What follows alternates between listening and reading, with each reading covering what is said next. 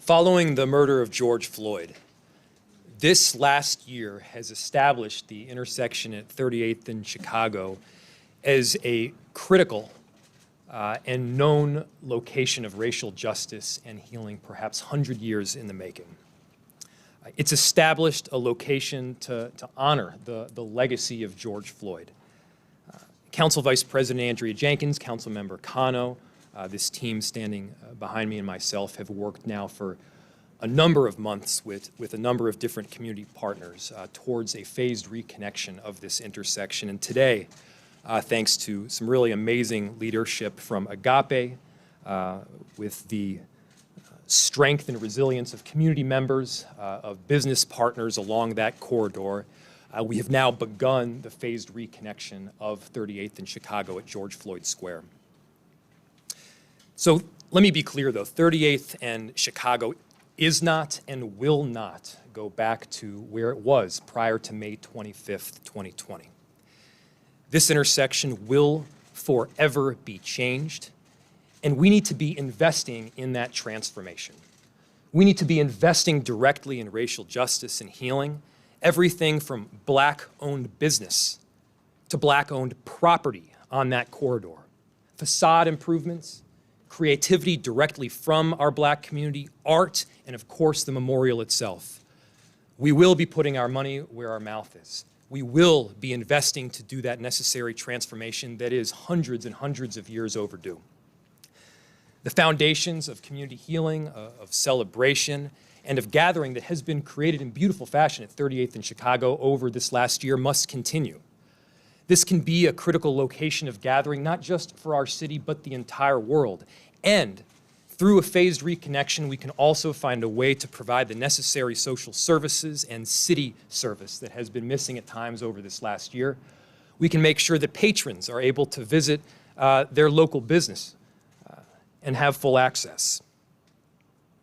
Our businesses, our residents, all of us, we're going to continue welcoming people to this location. But in order to do that, in order to create this space that is accessible to all, yes, moving towards this phased reconnection was a critical step. Community leaders like Agape, like Steve Floyd, like PJ Hill, like Dwight and Ivy from Smoke in the Pit. In many cases, they've been here as businesses and as residents for more than 20 years. They're deeply committed to this corridor. They're deeply committed to this city. And it's really been an honor to be partnering with them. This has been a community-led effort every step of the way. And their leadership, I think, has inspired all of us to be better. And with that, I will turn it over to Council Vice President Andrea Jenkins, a council member of the area, and has been a leader throughout this process. Council Vice President. Thank you, Mayor Fry. Thank you all for being here today. My name is Andrea Jenkins. I'm the Ward 8 City Council member, Vice President of the Minneapolis City Council. And, you know, I woke up this morning to a number of text messages, calls from the media, emails, et cetera, letting me know that the intersection at 38th and Chicago is in the process of reconnecting our communities. The barricades were being taken down, the barriers were being removed, and the community, led by Agape and so many other community leaders, initiated this process. And I know over the last year, maybe more than anybody, that there have been a number of opposing viewpoints on what should happen at George Floyd Square. I have personally asked people. We have developed surveys to send around to folks. I've hosted virtual dialogues and conversations with people in the square, outside of the square, from around the whole city, to talk about what is the future of George Floyd Square. And in my estimation, the majority of people have said we need to begin the healing process. And the healing begins with the reconnection of the intersection of 38th and Chicago to the broader city. And so, you know, I've talked to business owners, I've talked to residents, I've talked to the people who are inside the square who are struggling on a daily basis with loss of revenue, loss of sleep, loss of liberty. People feel like they are being trapped in their homes, et cetera. And, you know, we're at a year now, and we've had this unprecedented conviction of an officer that murdered a member of our community. And now it's time for us to begin the process of rebuilding this community, to create the kind of memorial that is worthy of the life of George Floyd and so many other people who have lost their lives to the hands of the state. A center for racial healing, a center for social justice, a center for reckoning with the deep and systemic challenges that we face in this country and certainly in this city. While I was fielding a lot of those calls and emails this morning, I was in a Truth and Reconciliation meeting at the same time and talking to community leaders who have come together to lend their expertise, their energy, their talents to trying to figure out how the city can be more responsive to the harms that have been caused by this city and past leaders of this city, as well as the harms that are continually caused today. And we are taking steps and working hard and diligently to overcome those issues. But it's not going to happen overnight. And it's not going to happen with just the city. It's got to be all of us coming together as a community to deal with these issues. And that's what we witnessed this morning, the community stepping forward and saying, now it is time for us to move forward together to rebuild the kind of community that we want to see. And so we have a responsibility to preserve 38th Street as an African-American historical corridor. To that end, in 2018, I developed, along with 60 plus other community members, 5 different neighborhood organizations, we created the 38th Street Thrive Plan. The 38th Street Thrive Plan is a small area plan that seeks to bring affordable housing to this community, to this corridor, to bring new development, entrepreneurial support, to create job opportunities for young people, to build a green future for this community. And so that's the work that we all need to continue to do.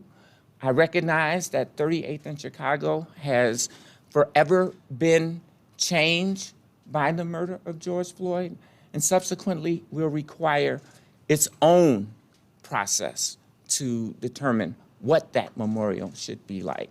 I've had lots of questions. What is the city's plan for a memorial? The city's plan is to work with the community to develop an appropriate memorial for that space. It will happen.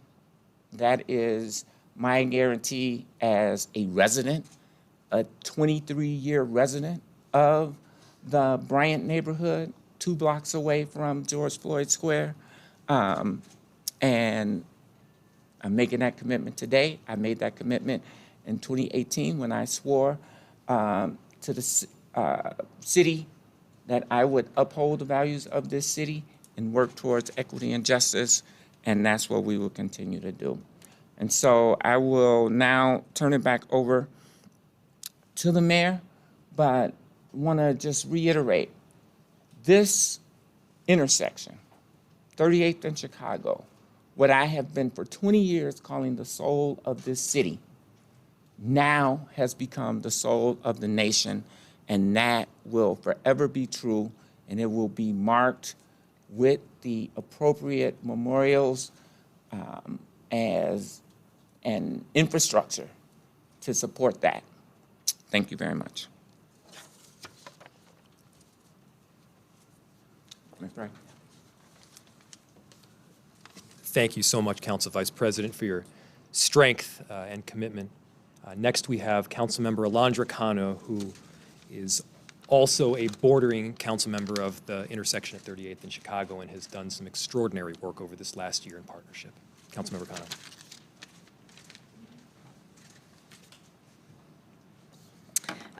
Thank you so much, Mayor, for pulling us together today, and I'm really pleased to be here in partnership with Council Vice President Jenkins and with our community-based partners, our community-based leaders, and many of our city staff members who have been working together over the last year to figure out how to hold space in this community, how to not lose sight of the racial equity outcomes that we must achieve, and how to promote the healing and the truth and reconciliation that our community desperately needs.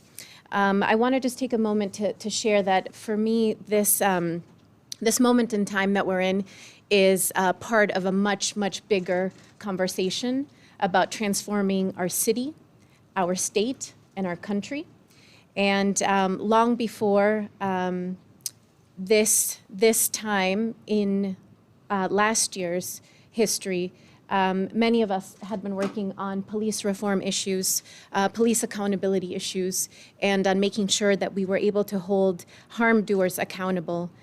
I recognize that the road is still very much ahead of us, and I want to support us in continuing that path.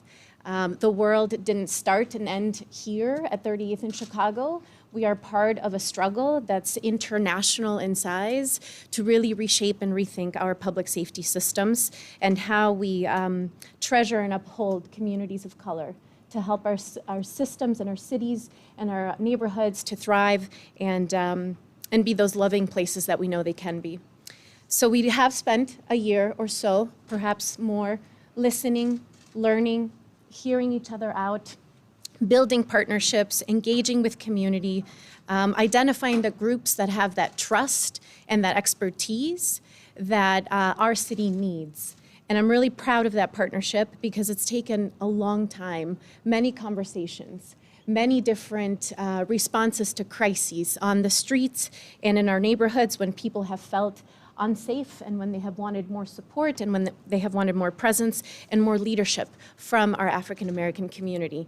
And that's what I feel like we are able to do here today in collaboration with many of our community partners, with many of the other community-based groups that we have established these partnerships with, and also the city has invested a lot of money to help really bring to fruition that vision that we all know can be tangible and real.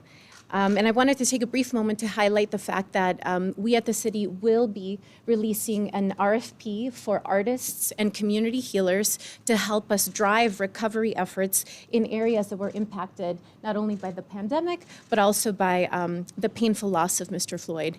So please know that we are doubling down on those investments. We've put millions of dollars on the table to help us reach the 38th Thrive vision, to help ensure that we're centering the voices of those BIPOC organizations and partners to help us achieve those goals. And so I know that today feels significant.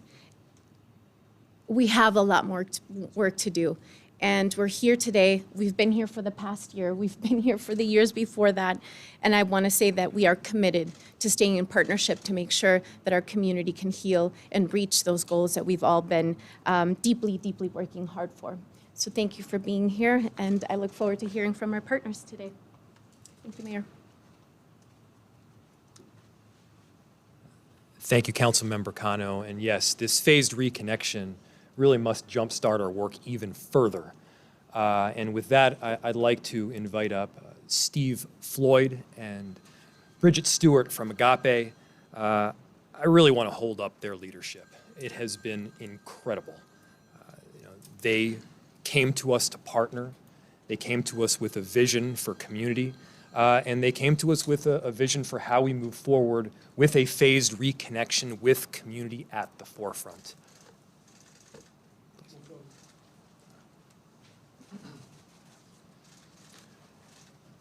Good afternoon. My name is Steve Floyd with Change Inc. and the co-founder of Agape Movement and chief advisor of Agape Movement. What I'd like to say, first I want to say what Agape is. And Agape is a Greek word for unconditional love, love in action. And that's one of the things that for the last 40 years we have been taking up on in Minneapolis, to produce that type of unconditional love as far as working with everybody and having things inclusive. As Agape came together from a lot of young men, one of our mottos is transforming street energy into community energy. And our second motto is putting the neighbor back in the hood. So when George Floyd was murdered, one of the things that happened amongst a lot of those young men around there who caused antisocial behaviors and things like that, they switched in their life and decided that as black men, they wanted to do something positive in the neighborhood. Our motto is transforming street energy into community energy. That's a hard thing to do. So it was a lot of battling back and forth with the young men that was up there that we was trying to bring in and start dealing with them in different kind of ways. As we have trainings that we have prepared for these guys to go through, whether it's mental health training, whether it's de-escalation training, verbal judo training, all of that training is about how to approach people within the community, because that's what we are always about, is the community.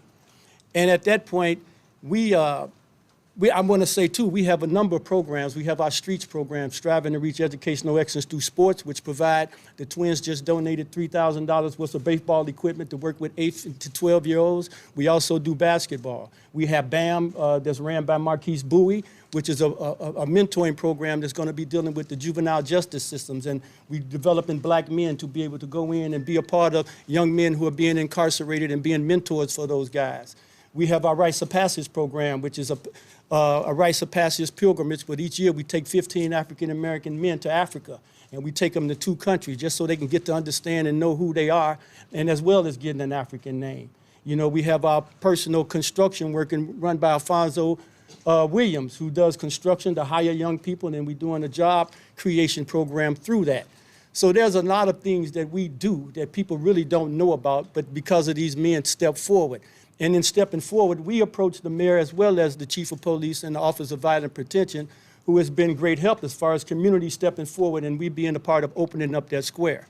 Our reasons for opening up that square was that during the timeline, not only from the murder all the way to the conviction and then on to the celebration, we thought a natural, which we believe, a natural ability was happening to opening up this square. And it got intensified when our babies started getting killed, that we had to now switch to something else and take it to the other side of Black Lives Matter, which means that we have to approach black people and say, hey, Black Lives Matter to us as well, so we can stop a lot of this shooting that's going on. We knew we was going to get pushback. We expected that. But at the same time, what we were doing was not eliminating what those women, Marsha and Janelle and Kia and Maggie, what they were doing and had been doing for a year up there. We think that is courageous. We think it was very noble of them. But now we have to go through a transition to develop our neighborhood and give us an opportunity to build our neighborhood, which is with a new normal. And so we understood the feedback, we understand the emotions of what happened, but we still standing on the fact that we have to change our community, we have to develop our young men in that community. And I believe that the only way urban areas such as ours, like we have, which is a different personality, is going to take gang members, ex-gang members, and people to turn around and change that community, because it's easier for them to go back and destroy it again or impact it again. And I also got to mention, I got to help one of our coworkers who's not here, Reggie Ferguson, has been a huge part of us coming together and working together within that community. So we don't want to leave him out. But our main thing is that we're going to be there. We're going to continue to circulate the community.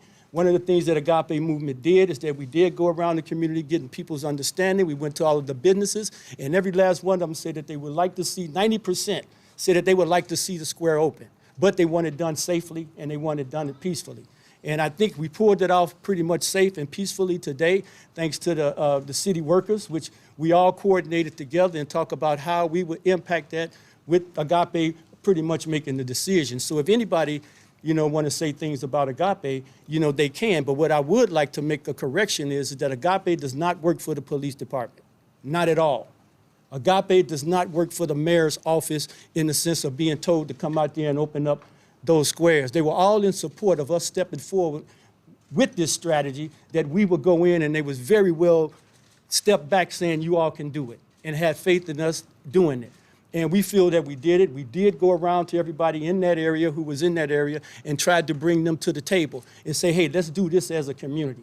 Let's do this together, because it didn't happen in Portland, it didn't happen in Seattle, it didn't happen in Ferguson. And we didn't want to have bulldozers or whatever was going to happen. And I know the city was always trying to make that space a very special place. But in visualizing it getting open so that we can start creating that is what we had to visualize and then take steps and forward to do it. So I would like to even thank the mayor's office and the chief, the Office of Violent Prevention, and the city workers who did a great job as far as listening to the community and what is it that we wanted to do, and let us do our job and do what we wanted to do.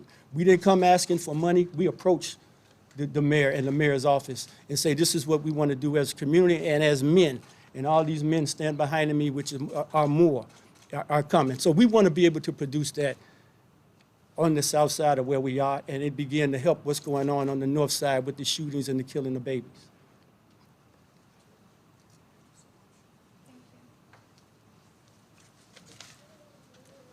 Steve, I have a feeling you'll probably stick around, you may answer. And we'll open it up to any questions you have. I understand that the intersections were reopened this morning, but according to members of Agape, because of the pushback, they were closed back again. So if you go to it right now, it looks pretty much the way it's always looked like. And they told us earlier it would last for 3 months. Can you kind of clarify that? And which people say here, oh, it's been reopened. It's not really reopened. So when we used the term phased reconnection, we did so very intentionally. We recognize that a full reconnection is not going to happen all at once. Due to the really extraordinary leadership of Agape, Mr. Steve Floyd, and others that are here with us today, along with our public works crew, yes, we were able to remove the Jersey barriers that have now been there for almost a year. We were able to remove a bunch of the debris and some of the trash that was located on the intersection and on the street to make sure that the area was clean. And we were able to certainly take next steps. Now, I acknowledge that it will be a bit touch and go and difficult over the next several days. The good news is that we've got some extraordinary on-the-ground leadership in Agape that will be continuing to do some great work along those corridors to make sure that, yes, we can move towards that ultimately reconnection of these neighborhoods. So when will the intersection, are you saying that it might reopen in the next few days? I mean, when will the traffic be able to go through those intersections again? Are we in a holding pattern for 3 months, as a member of Agape said earlier, or what's happening with George Floyd Square? I didn't hear the previous comment that you made regarding the months, but yeah, do you want to address that? I know we said that basically it was a 3-year phase. It was brought up as 3 months, that in the next 3 years, in 23, that they're going to come, and that's temporary, and put a permanent memorial out there. In 3 years, along with the plan. So, yeah, there's a few different pieces here. First, we wanted to make sure that we retained every bit of art that's presently located at the intersection and make sure that it got the necessary and due care. We wanted to ensure that the fist statue remained and is intact and doesn't get hit by oncoming vehicular traffic. We wanted to ensure that the location where George Floyd was murdered never has tires run over it again. And yes, we do want to move towards the reconnection as well. As I mentioned, yes, that will take several days in that we recognize that there is still pain associated with this street and the intersection. And we want to be working with community hand in hand towards that reconnection itself. But we've heard loud and clear from residents in terms of the service that they are looking for. We've heard loud and clear from business owners like Smoke in the Pit, and that they want to see full access for their patrons. And so that's the direction that we're moving right now. And I think we've taken a significant step this morning, but that's not, it doesn't end here. But in the next few days, you expect everything to reopen? I won't give you an exact timeline, but we're moving towards a reconnection. Mayor Frey, Ricardo Lopez here for the Minnesota Reformer. I had a question about, I noticed that there was a lack of police presence at the intersection today, and I understand that there were some nearby. But I'm curious about sort of this, it seems to be something of a vague timeline about when traffic will actually go through there again. And I've talked to some activists and caretakers who said they have no intention of leaving unless some demands are met.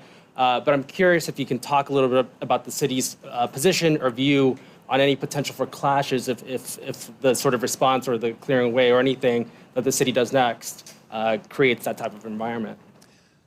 As Council Vice President mentioned just a few minutes ago, I think what our entire city is looking for right now is a sense of peace and healing. We have some really important work that needs to take place, not just at that intersection, not just along the commercial corridor of 38th or Chicago, but throughout our entire city. And as you will see very shortly through investments that we're going to be making coming out of the Rescue Act, we're going to be putting our money where our mouth is. Again, whether that's black business ownership or real estate ownership, whether that's cultural districts and corridors, or making sure that we're investing in our creative class. This is work that needs to move forward, and yes, we are going to move in that direction. And part of that is making sure that we are working in conjunction with community. And as Mr. Floyd mentioned just a couple minutes ago, they came to us with a plan and a vision. The chief and I discussed it along with our health department, Office of Violence Prevention, to be able to move forward. Did we think that we would get the whole thing taken care of this morning? No, we did not. We certainly have a lot of work to do. We have a lot of trust to rebuild as well, and we intend to do so. Is it an overarching goal to prevent any clashes between those who are there at the square and the reason in the plan and the ignorance and I'll let Mr. Floyd speak for himself here, but I think avoiding clashes between those activists that were at George Floyd Square and the police was of paramount concern. We wanted to prevent that, and that's why you didn't see a police presence this morning. That's why you saw leadership coming directly from community. And that's something that, again, we intend to continue in the days ahead. Now, of course, there will be a presence of officers because they'll be, patrolling just like any other neighborhood of the city. That is a component, of course, but we want to uplift and hold community at the center and focus. Mayor, Paul Bloom over here, Fox 9. A quick question just about the timeline, the 4:30 a.m. arrival. Certainly the folks who hold space down there were surprised by this. We heard from George Floyd's aunt, who's local, Angela Harrelson, saying she had no forewarning. If this was sort of a back and forth, did negotiations just finally break down and this morning was sort of that magic moment and, on the precipice of a heat wave? Like, why this morning? Why 4:30? Can you just talk about logistically how all of this came together today? Yeah, thank you. I'll let Mr. Floyd speak to this one. Well, in our conversations and in our meetings, we negotiated that, talked about times when would be the best time to avoid a lot of the feedback or pushback that we would get. We had a number of dates, decided word to get out and say things is going to happen here. And so we would basically look at the preview, see who showed up, how they showed up, and then we would know the next time.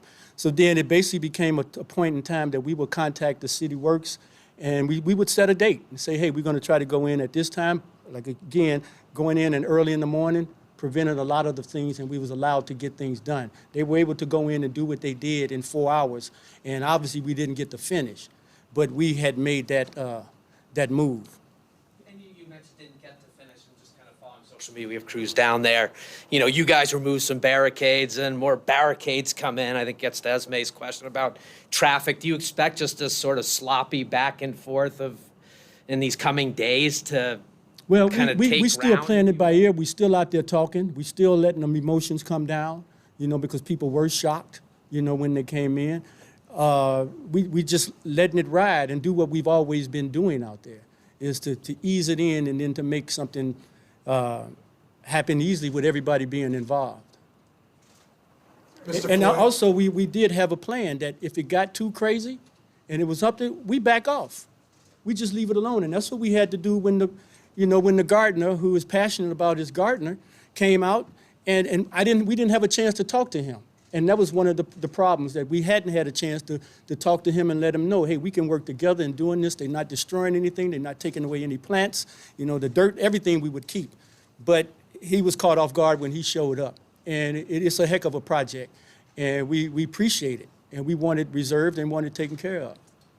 Mayor, could you talk about the City funded?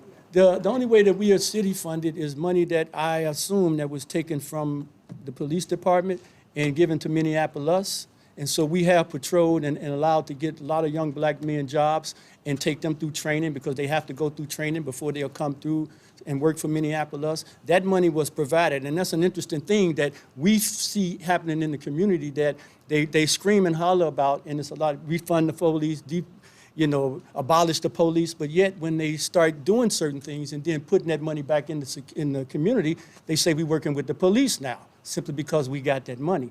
And we understand that that's a lot of naiveness of understanding the works and how it happens, but it still gets out there, and it still puts us in a position that somebody who don't know or understand put us in danger for saying things like that. And none of us work with them. You don't get ex-gang members working for police. We all are very well known people in the community. I just, that question came up, just what degree is it city funded? And you said you've gotten pushback on that.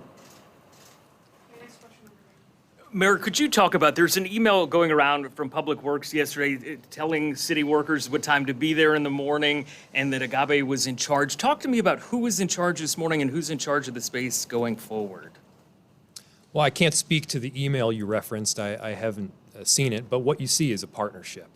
As Mr. Floyd mentioned, they came to us with a plan and a vision. Obviously, that plan and vision required assistance and help from a number of different departments throughout the city, whether that was Public Works and helping to remove the Jersey barriers that had been there for now almost a year, or regulatory services and undergoing their functions, or of course, assets of safety and security from the police. This has been a partnership. It's been an ongoing effort. As far as the date and time, a lot of that was sort of decided as the plan was taking shape, and again through the leadership of Mr. Floyd and Agape. One more question?